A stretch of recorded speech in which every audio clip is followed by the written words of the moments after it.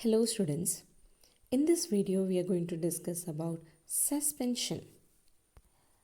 As we have done the activity in which we have added salt in the water, what we could able to identify that here, that is with stirring we can see that the salt which is added in the water get completely dissolved and we get a clear solution that you could able to see here.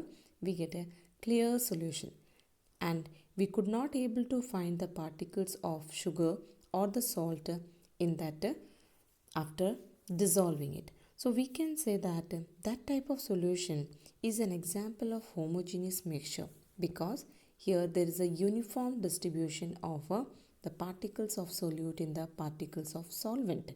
That is what it is called as an example of homogeneous mixture. This type of solution is called as true solutions, as we have already discussed about true solution. But in the place of sugar or the salt, if we take sand and we add into the water, and when we do continuous stirring also, but we could able to see that the mixture still has undissolved particles and that settles at the bottom with some particles still floating. That is the observation we could able to find when we add sand in the water. Since the particles of sand will not get dissolved in the water and it get settle at the bottom, and even we can say that in this certain particles, or we can say certain things are actually which is found to be floating, that is of maybe the lighter dust particle or any other thing, it can be start floating here. So that we could able to see in the case of a mixture containing sand and water. So here, because the particles of sand will not get evenly distributed, so we can say that this is an example of heterogeneous mixture. That means here there is a non-uniform distribution of solute into the solvent. That means here this sand will not get dissolved in the water. That is because of the property of that. So this is an example of a heterogeneous mixture which can called as suspension. So what is suspension? Suspension example like the case of sand in the water, because it will not get dissolved, it get a heterogeneous mixture which is called as suspension.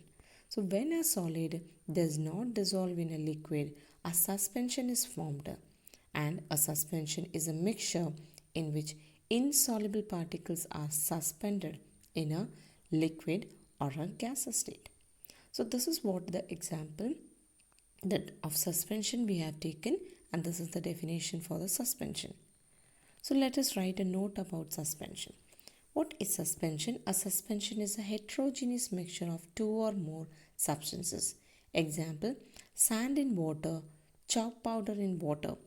The similar observation can be made if we add chalk powder in the water. We could able to see that the particle will not get dissolved and it gets settled at the bottom. Now let us write down the properties of suspension. Suspension is a heterogeneous mixture, as we have already defined. It is a heterogeneous mixture, and because the particles are little bit bigger in size, we could able to see the particles by our naked eyes. And the solute particles can be separated by the filtration because the size of the particles are quite bigger. That is why it will not get passed through the filter paper. That means it remains on the filter paper when we do the filtration. So what we could able to say that the solute particles can be separated by the filtration. Next, solute particles settle down and the solution is unstable, because as we have seen in the case of sand and water, with continuous stirring also, if we kept it for sometimes for undisturbed, we could able to see that the particles settles down. That is what we could able to see. That is, we can call it as the solution that is unstable because the particles settles down and the particles scatter the beam of light passing through it That means the path of the light is visible in the solution. So that is what we have already discussed in the introduction part of three type of solution. That is, the path of the light is visible in the solution. That means the particles scatter the beam of light. So this is what actually called as a Tyndall effect.